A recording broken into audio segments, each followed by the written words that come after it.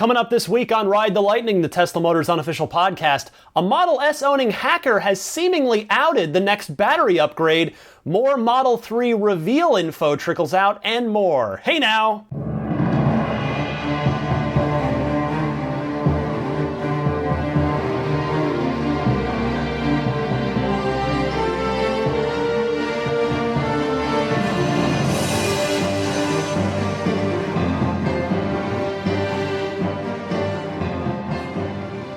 What's happening, friends? Welcome to Ride the Lightning, the Tesla Motors unofficial podcast. It's episode number 31 for March 6th, 2016. TikTok running out of time till that big Model 3 reveal event. It is coming up. I know, I think about it every day at this point. I'm just like, what's it going to be? What's it going to look like? How's it going to work? I mean, it does sort of beg the question of how things are going to go. We're going to talk a little more about that coming up in the news. Wanted to start with, I'm at like day, 100 something probably at this point. I still have yet to see a Model X on the road, which is shocking to me, just given, again, where I live and work. I am right here in Tesla home turf in the Bay Area, living, working in San Francisco. I'm a little surprised I haven't seen one on the road yet, other than my Founders Series encounter. But that was in someone's driveway. I'm a little surprised because I feel like back with the S, when the signatures were rolling out, I would see them and it would be like, oh, cool, there's the signature. There's one of the new ones. It's got to be a Sig. And in fact, you could actually tell the Tesla Model S's that were signatures because the California ones were all issued the same license plate series, unless you got a custom plate. They were all 6 USX and then something. And in fact, they started from 001. It's like Tesla got a block of them because I remember watching on the Model S launch event back in June of 2012, and the cars, they actually had plates on the cars there that were USX 001, and on up. So I still see those USX something cars, and I'll know like, oh, I'll bet that's a signature, and usually it is. But yeah, still haven't seen an X out and about, which is kind of surprising. That's why I like to drive by the Burlingame Service Center because I'm up and down the 101 a lot here in the peninsula, here in the San Francisco area, and usually there's at least one back in the sort of service center parking lot, which technically you're not supposed to go into, and so I don't, but I just can kind of see it from afar and be like, oh, there's an X. It's just good to see them. I really hope that the ramp stuff gets settled soon because I know a lot of people out there have been waiting so long for their cars, and it'll just be great to start seeing them on the road and start seeing, I guess we should start seeing coverage. Elon had mentioned, I believe it might have been I think it was the last earnings call last month, where he had said the major automotive media outlets would start posting their coverage this month sometime. So hopefully that'll be interesting to read, to see what the big editorial outlets have to say. I want to remind you before we move on with the show, Peter Kjærsgaard from Denmark has offered to make my Tesla dream come true if he were to happen to win the Model X raffle, which he'll be entered in if anybody uses his referral code. Of course, the referral program going on now, so I'll just tell you, if you plan on buying a Tesla, please go ahead and use Peter's code. It works anywhere in the world, and it is good for $1,200 of credit towards your home charging installation. So the URL there is ts.la/Peter6387. That's the short link. So would love it if you would give me a chance to win, thanks to Peter's generosity, and get yourself a charging credit as you welcome a new Tesla into your family. So I want to start the show with a couple of phone calls, then do the news, then do a couple more phone calls. Let's kick it off with a frequent caller. Good old Connor from New York has something of a conspiracy theory about GM and the Bolt. Connor, take it away. Hey, Ryan. This is Connor from New York. After listening to your last podcast where you're talking about the whole GM sort of creating this legislature to get rid of Tesla, that's sort of a synopsis of it, I guess you could say. But I was wondering if you think that GM will purposely make the Bolt bad so that when people buy it or read the reviews about it, they say, oh, even GM, one of the biggest car companies in the world, could have made an electric cars good. So why should I even bother, looking out for the Tesla or something along that line, where they make ICE cars more, wantable or valued, showing that they purposely take a hit by making their electric vehicle not that great. So people see, well, electric vehicles suck, so I guess I'm going to buy a gasoline guzzling Hummer or something. Well, anyway, thank you. Love the show. Keep up the great work. Thank you for the call, Connor. Now, you might think that Connor is nuts for floating this conspiracy theory, but he is in fact not. He has grounds for this. Remember, this is the same company in General Motors that built the EV1 and then rounded them up and crushed them, almost literally prying the keys from loving owners' hands. If you haven't seen Who Killed the Electric Car, it is a brilliant film, highly recommend it. The sequel is also very good, and I feel like there needs to be a third movie made, maybe after Model 3 comes out. I've actually thought about this, and it should be called Triumph of the... There's Who Killed the Electric Car, Revenge of the Electric Car, and I think Triumph of the Electric Car should be the name of the third film in the trilogy to round it out and finish the story of the electric car. It could cover Model S and all of its triumphs, and Model 3 coming to market, and even, hopefully the Bolt is going to be good and come in there. But to that point, Connor is wondering, will GM purposely tank the Bolt? Despite what happened with the EV1, no, I genuinely don't think that General Motors will tank the Bolt on purpose. I mean, they see Tesla coming at them in the rearview mirror, and we've learned by now, you can't stop Tesla by making a crappy electric car on purpose. Everyone else has already been doing that, minus the on purpose part, hopefully. And yet Tesla keeps gaining and gaining. Sales-wise, of course, they've obviously already passed everyone else in the category of making the best car in the world. Now, I really do think that GM is serious about the Bolt, but they know that the Bolt's sales potential will be significantly affected by Model 3 if Tesla is able to make the Model 3 as good relative to its competition as the S and X are to their competition. GM, of course, they've made no bones. They are in it to win it. They are not looking to just spread the EV love. They want to win, and that's okay. That's business. That's part of what business is.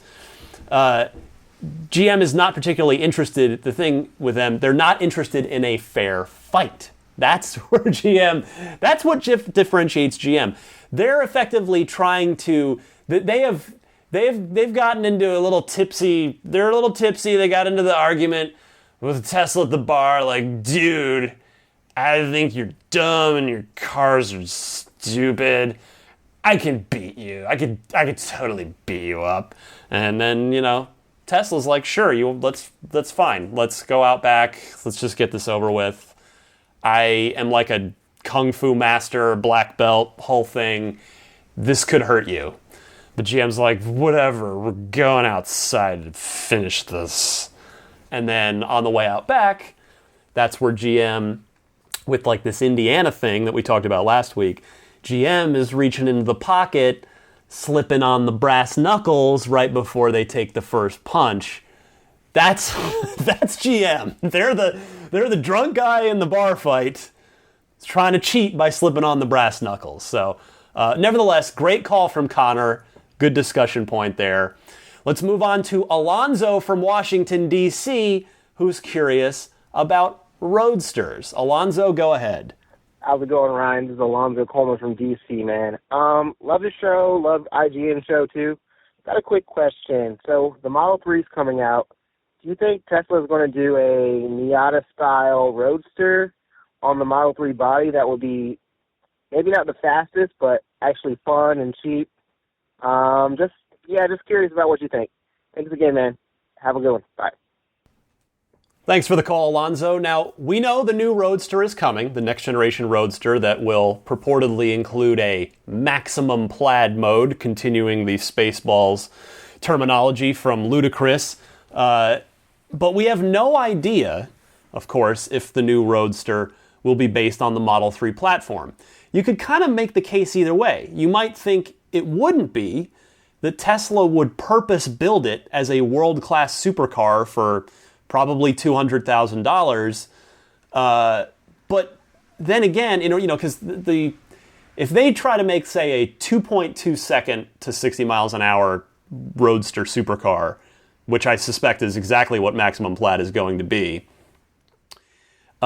you would think they'd want to have that be a bespoke skateboard chassis, the whole thing, optimized for weight. They could use the lightest, strongest, most space-age components that wouldn't necessarily be economical on a more mass-produced car. So there's that argument, but Tesla is a company that still at this point runs lean. So you could see them, they could save a lot of money by using the Model 3 skateboard. Now, Elon has hinted at the year 2020 or so for the next-gen Roadster, but I honestly think that might be a little optimistic, considering that Model 3 probably won't begin shipping in any sort of volume until 2018, and maybe not in real volume until 2019, just depending on how things go. And on top of that, Model Y, effectively the mini Model X, the crossover with Falcon Wing doors, Model Y is presumably the next car after 3. So 3Y and then R. So we'll get to sexier as the Tesla lineup. But we know the Roadster's coming, but I got to figure it's a little further out. But man, imagine, I can't even fathom what that car is going to be, considering how far Tesla has come in just even the last, again, I've talked about this, I think even back on episode 1, how fast Tesla has moved in just like 2 years, going from the original P85 when the car launched as a 4.2 second to 60, roller coaster of a car, rear wheel drive, up to, just a couple years later, really 2 years later, effectively, a 2.8 second all-wheel drive just monster. So we'll see about the Roadster. I wouldn't expect to hear anything about it for a while, but nevertheless, it'll be fun. That'll be a fun car to cover. That's going to be one only the wealthier of us are going to get their hands on that car. But boy, for those fortunate enough to get their hands on it, that should be a treat. All right, going to come right back here. Got a few good news stories for the week. We'll go over those and then take another short break and do a couple of more phone calls. I thought it would be best to break them up since, fortunately, thank you everybody. I was kind enough to get a lot of great calls this week, but I figured rather than doing them all in one huge block, some of you may be just more interested in getting to the news more quickly. So let's do that right after this.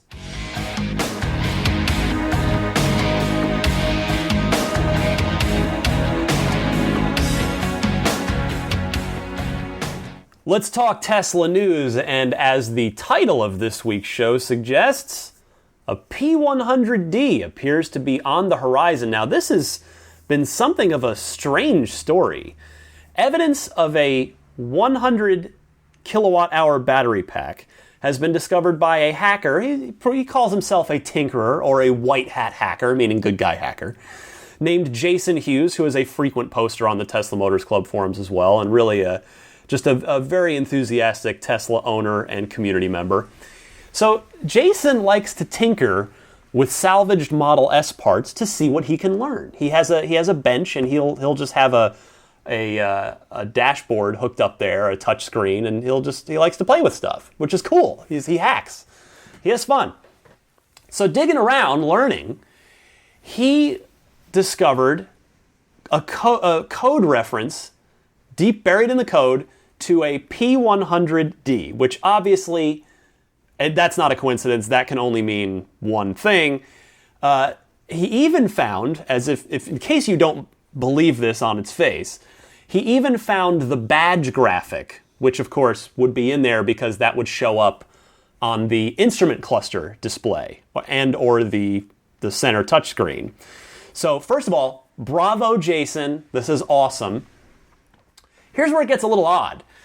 Unfortunately, it seems that Tesla may not have liked Jason's veiled leak. He actually didn't leak it directly. He put up I'm not a programmer, but if I remember correctly from reading it, he put up a sort of hash code that was then decrypted by intrepid Tesla Motors Club members, and that decoded it to P100D.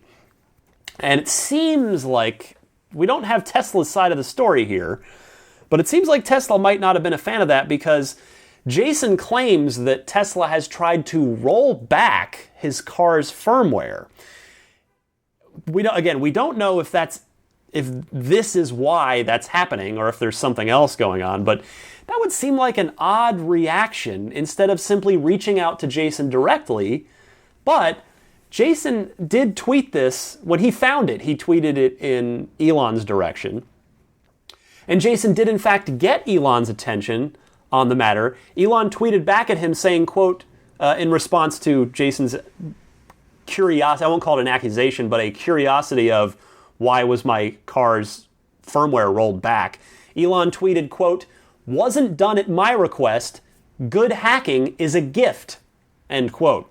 So, if Jason and Tesla can move past this, I wonder, I'm being serious here, I wonder if Jason may have himself a job offer from Tesla at some point soon, because companies have done this, they do it all the time, where people that are good at getting into their stuff, they figure, well, we could really use these people on our team. So we'll see about that. Now back to the P100D news itself. This is inevitable, of course. We've seen the cars go from the 85 kilowatt hour battery pack as the top end battery at launch to the 90, and we've seen the 60 give way to the 70. But Jason's find seemingly confirms not only the pack size of 100 kilowatt hours versus maybe a 105 or a 110 or even a 95. I can't imagine they would only do 95, but you get the point. It also gives us a good idea of range. I mean, if you just go by percentages, a 100 kilowatt hour pack in a D variant, a dual motor variant, which is all Tesla is offering now at that end of the spectrum, that would look to get probably over 310 miles of EPA rated range, which of course would be remember when the Model S was first rolling out, they had said 300 mile range for the car, for the original 85 kilowatt. But that was based on the 2-cycle EPA test, not the more current. Of course, before the car even came out, it was revised to the 5-cycle test, which ended up being, I believe it was 265 miles for the original 85 kilowatt hour battery. So an over 300 mile range car, that's big, man. I mean, that's a big hurdle to get over 300 miles of range. Now, that could be even more valuable to the Model X, by the way, given the X's larger size and weight. But I want to talk for a minute about what this could mean for the Model 3. We all know that the base Model 3 should get around 220 EPA rated range based on repeated Elon Musk comments that target a, quote, real-world 200-mile range for the car. Thus, I'm hoping, it is my hope here in 2016 that if we indeed see this 100 kilowatt hour pack in 2016 at some point this year, I'm hoping that a 100 kilowatt hour pack this year could even mean a 110 pack by the time Model 3 releases, and I'm talking about in the S, not in the 3. So, again, if you're wondering what does this have to do with the 3, I suspect that the Model S will continue to be the longest range car that Tesla makes for the foreseeable future.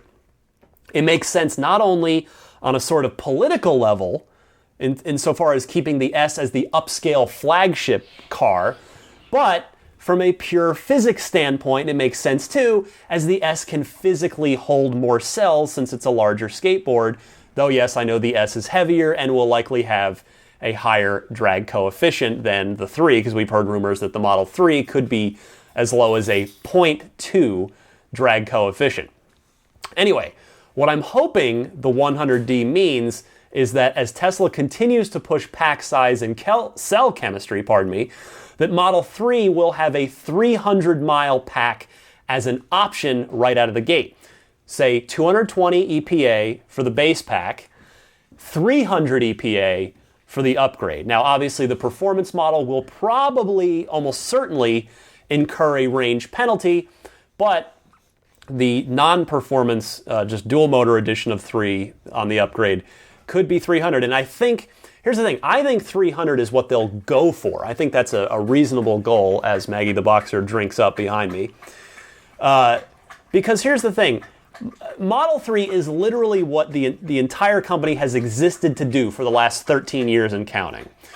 And that 300 number versus 290 or even 295, that's a psychological barrier for a lot of people. You get that 3 out in front of the car's range, and it could really help a lot of fence sitters get tipped over into trying an EV. So I think 300 will be the goal. I think this P100D is an indication that Tesla continues in that direction. Obviously, the Gigafactory is a huge part of the strategy from both a cost and a chemistry perspective. So it's going to be very, very interesting to see. Now, would a P100D be even quicker to 60 miles an hour than the 2.8-second ludicrous car now? I don't know. I'm not quite smart enough to know that. I mean, I have read enough and learned enough about how the Model S and how the Tesla drivetrain works to know that, you know, the reason the ludicrous upgrade increases the amount of current that can be pulled from the battery at a given time, effectively being able to pull more power out of the car in an instant than the insane mode car can. So there may be, you know, it's not just pack size that affects the quickness of the car to 60 miles an hour. I would suspect the 100D car, P100D, won't be any quicker to 60, but you never quite know. And we know for sure, history has told us that Tesla will never stop pushing. So it is entirely possible that maybe they will shave another tenth or two off of that 0 to 60 time with the P100D. But nevertheless, very cool. Jason Hughes, you're a rock star, and I hope that you and Elon and Tesla are able to squash any little beef that may be going on here. Next up, invites for the Model 3 reveal event have been sent out to those of you who won tickets as part of the Model S referral program late last year. As I expected, it will be held in Southern California, per the email that was sent out. Now, they don't specifically say the Hawthorne Design Studio, but I presume that's what it means.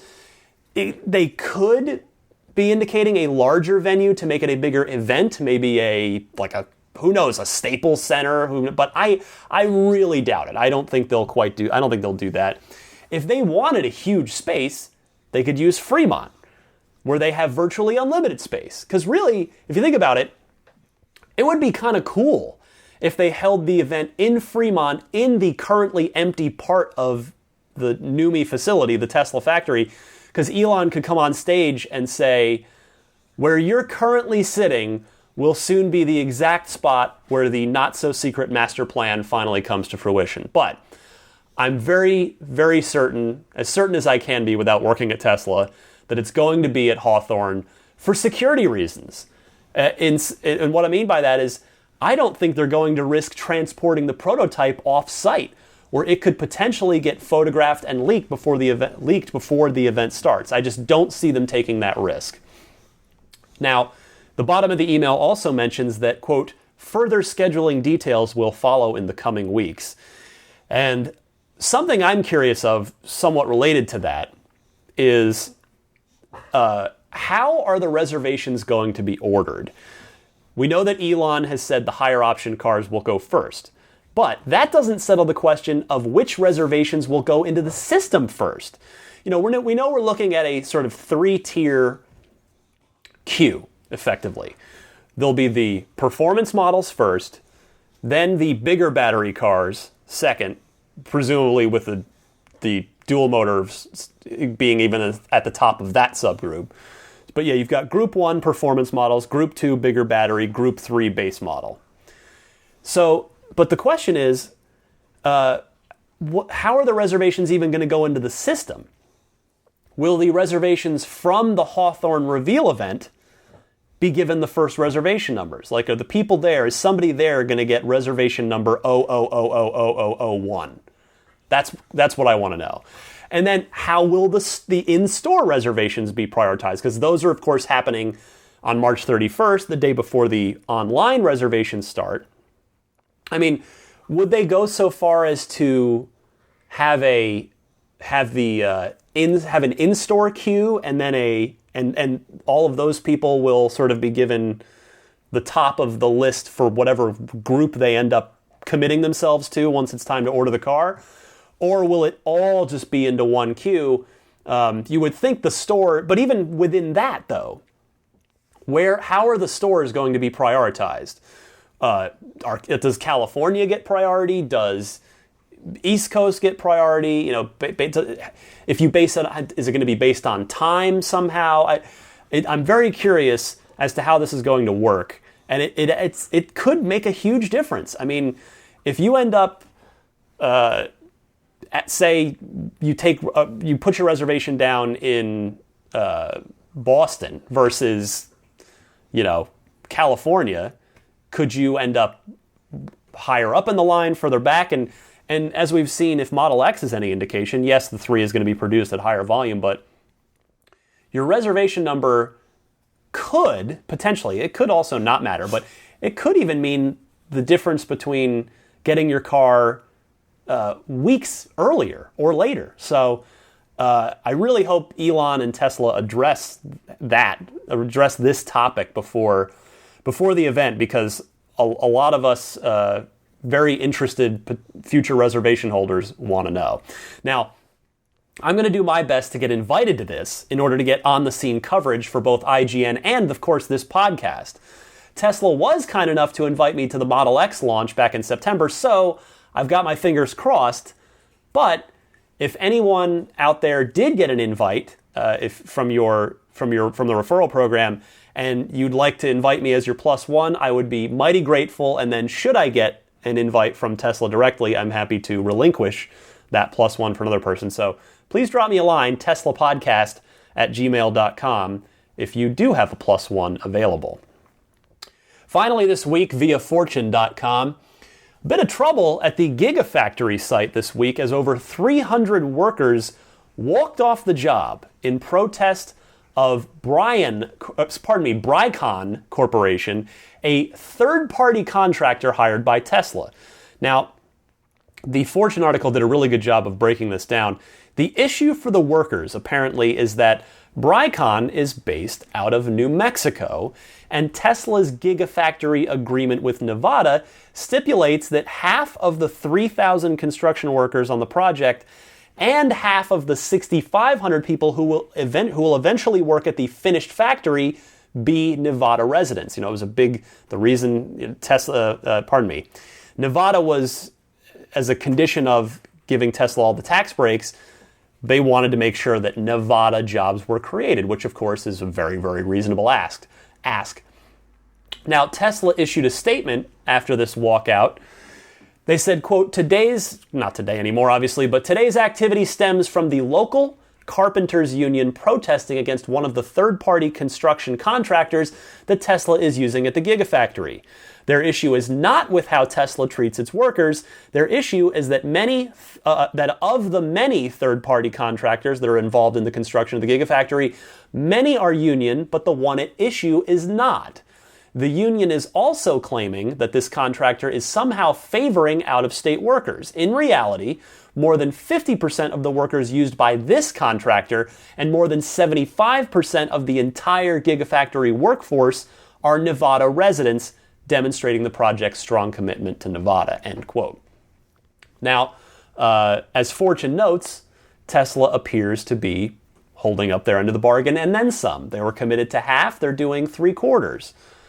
Unfortunately, the union seems unhappy with that response, so this may continue. Hopefully not. I mean, I genuinely don't know if this union has a legitimate beef, but if you take Tesla at their word, there seems to be no problem. And here's the thing. Tesla has always done business on the up and up with larger scale projects like this. So hopefully there's not actually a problem here, and this is going to resolve itself soon. But if it turns out there is truly a problem, hopefully Tesla will work with the union to rectify it soon. All right, that's it for the big news this week. I'm going to come right back, do a couple of more phone calls before I get out of here. Be right back after this.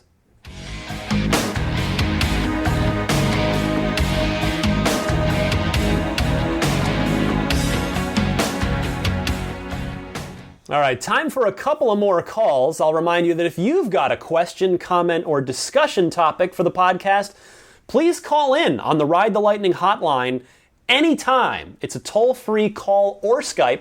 The number is 1-888-989-8752.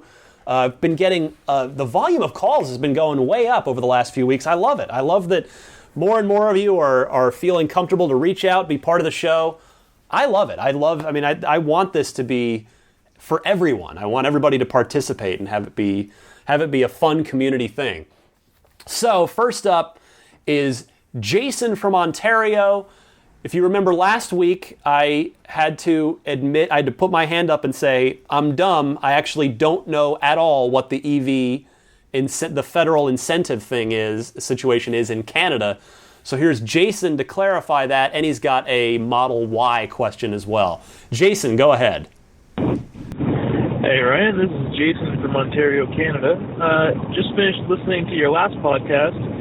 Thought I'd give you some info you were curious about. Canada, we do have the federal rebate for buying EVs. I'm lucky enough to be in Ontario where we get $14,000 back. They just changed it, which makes my dream of a Model 3 that much closer. What I was really curious about was the possibility of that Model Y. I'm hoping for Falcon Wing doors on something. So I was wondering if you heard anything along that line, like how many years down the road is that, beyond the 3, or anything about it. Okay, thanks. Bye.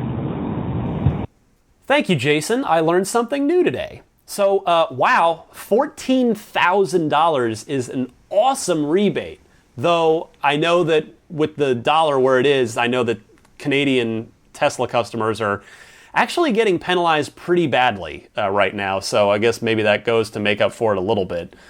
But as for Model Y, Elon said in a talk a few months ago that it would have Falcon Wing doors. He actually tweeted that, later deleted the tweet, not because he was wrong or lying or anything else, but he had said he just likes to aesthetically clean up his feed sometimes.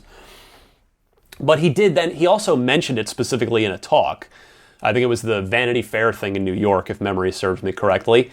Now, no one knows when it's coming out, but as I mentioned after the last call, it's almost certainly Tesla's next car after the 3.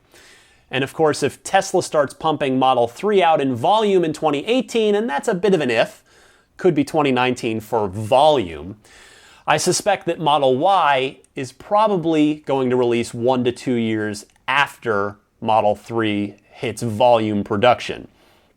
Now, Elon said long ago that he hopes for Tesla to one day be introducing a new model every year.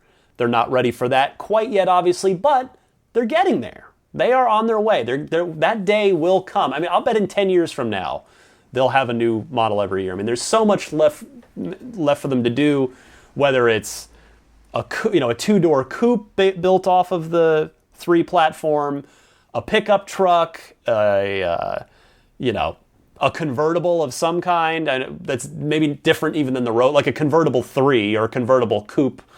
There's plenty of stuff left for Tesla to do. So we shall see how things go.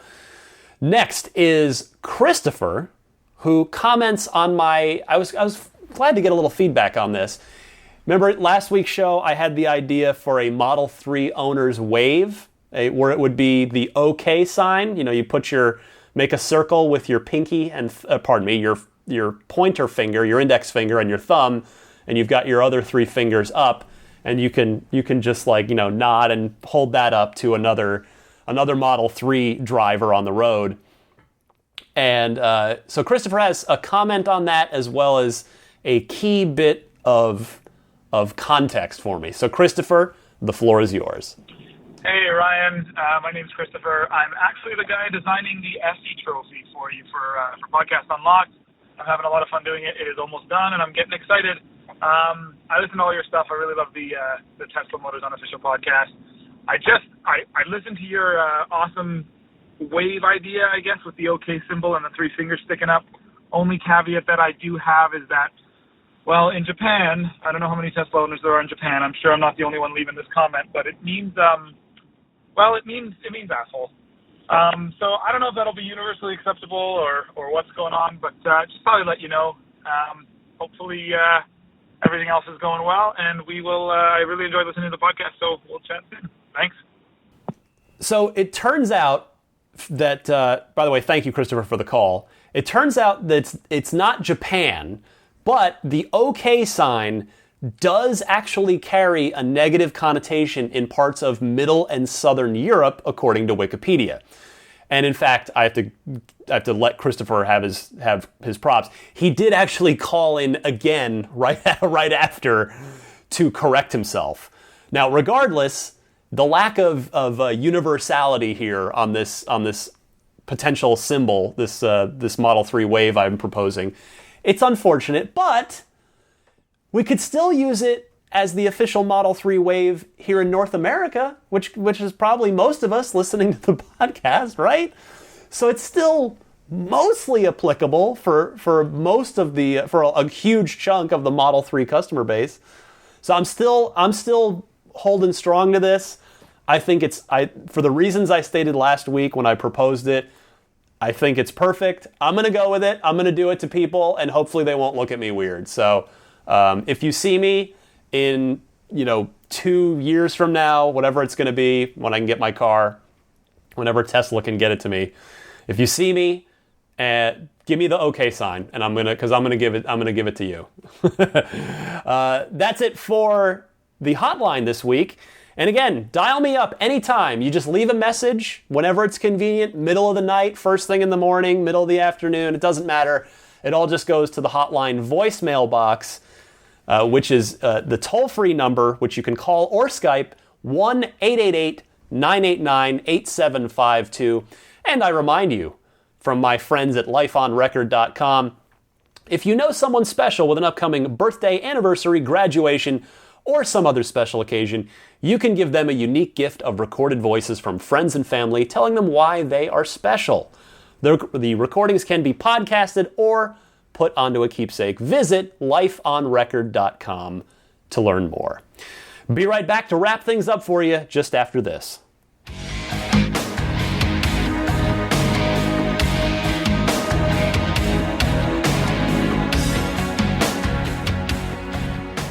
I remind you that you can follow me on Twitter at DMC_Ryan, and if it won't fit into 140 characters, you can always email me at teslapodcast@gmail.com. If you're a video game player, check me out at my day job at IGN.com, where I'm up to all sorts of things over there. This past week, in fact, this one would probably appeal to a lot of you. If some of you are casual video game fans, but you're clearly tech people because you like Tesla, you may own Tesla, you listen to this podcast. There is a video game coming out on June 21st that I got to go to LA to play and then write about this week. It's a video game called No Man's Sky. It is designed by a gentleman who I truly believe is a genius. His name is Sean Murray. He's out of London. And his team at Hello Games are making this game, No Man's Sky, which is a literal entire universe that has been built based on algorithms. So it's all math running under the hood that has been used to create this universe with over a quintillion planets in it. It is literally a universe in video game form. You explore, you create, your ultimate goal is to get to the center of the galaxy, and like the flora, the fauna, everything will get more exotic and weirder as you get there, and theoretically there's some sort of answer or message or end goal that lies there. And this game has absolutely captured the imaginations of us in the gaming community.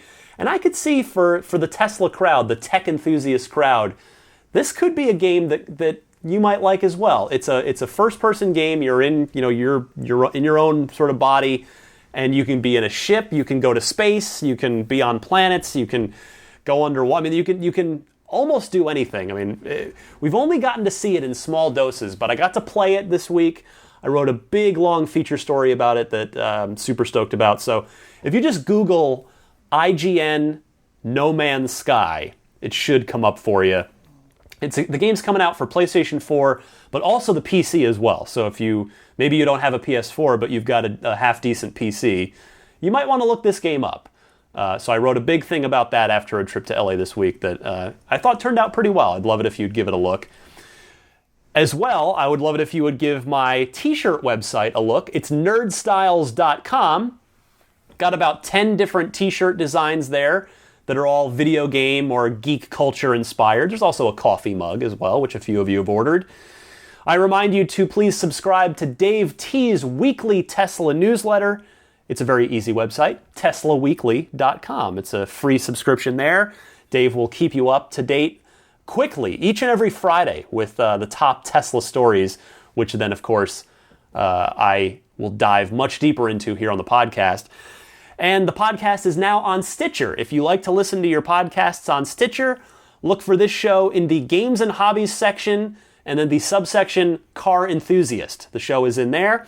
And if there's another popular podcast service you'd like to see this show up on, please just let me know. Drop me an email, and I'm happy to look into it.